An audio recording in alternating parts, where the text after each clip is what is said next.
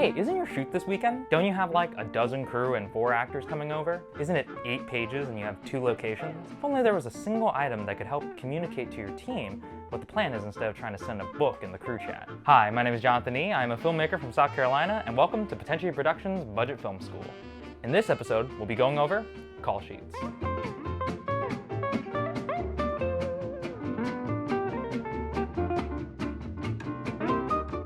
Call sheets are mission-critical items to keeping a well-organized and coordinated production. Essentially, the call sheet acts as the daily shooting plan for a shoot day. On a call sheet, you can expect to find the following: call times for cast and crew, parking and location information, the weather report for the day, the shooting schedule for the day, emergency information, and special instructions and announcements. The making of the call sheet falls onto the production department, headed by your first assistant director. All information regarding your shoot, which comes from your pre-production work, is typically communicated to the second assistant director, who types it out onto a template. Once approved by the first AD, the call sheet goes out no later than 12 hours before the earliest call time. This is to ensure that all your crew members can have an adequate amount of rest between days, and so that they can get the information about the shoot ahead of time.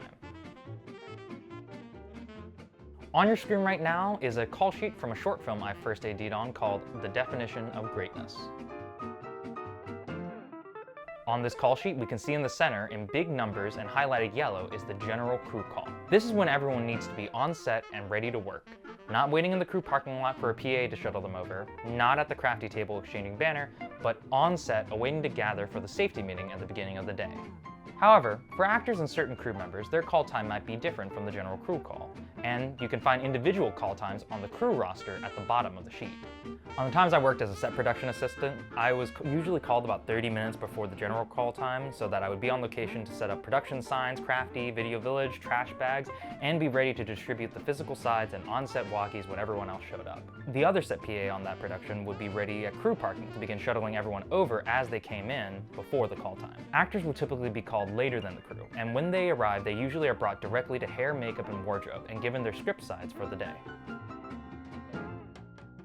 On the sheet, we have the parking information listed right below the general call time, and on the schedule, the locations will be attached to each scene.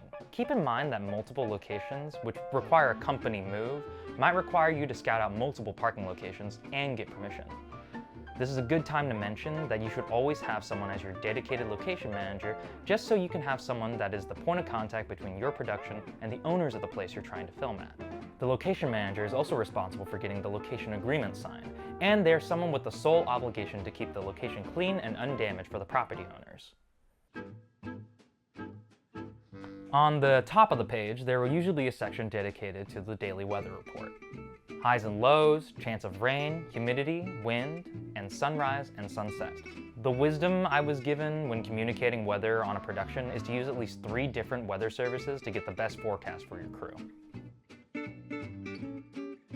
The big meat and potatoes of the call sheet is our shooting schedule. This is an outline of all the scenes that need to be grabbed before the day is out.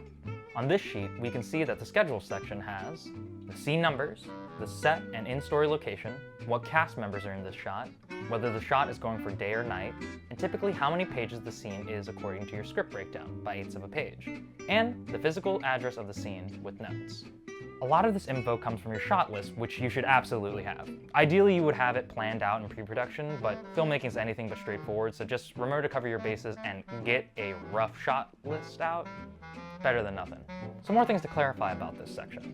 For the scale of this production, it was more important to know what page we were on to be shooting, so instead of page length, it was page number on our call sheet. And the cast number relates to the cast section right below. It lists all the actors, their character names, start work finish times, the time when they reported to HMU and wardrobe, and their on-set call time. The lower the number for your actors, the more critical their role is to the story. So our lead here is 1, and the secondary supporting cast follows.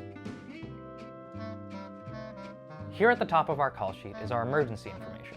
The names and phone numbers of the producer, director, and first AD are on here. Technically, the director and first AD wouldn't have their numbers on the sheet just because they should be focused on set, but for us, we were also all producers. Go indie films! And under that is the phone number for the nearest 24-hour emergency room and its address. Double check that it's a 24-hour emergency care and ensure that it's the closest from the location. Safety first. Near the bottom of the sheet, we have all of our special instructions and announcements. On this call sheet, we have the sections for our cast, our production departments, and general notes.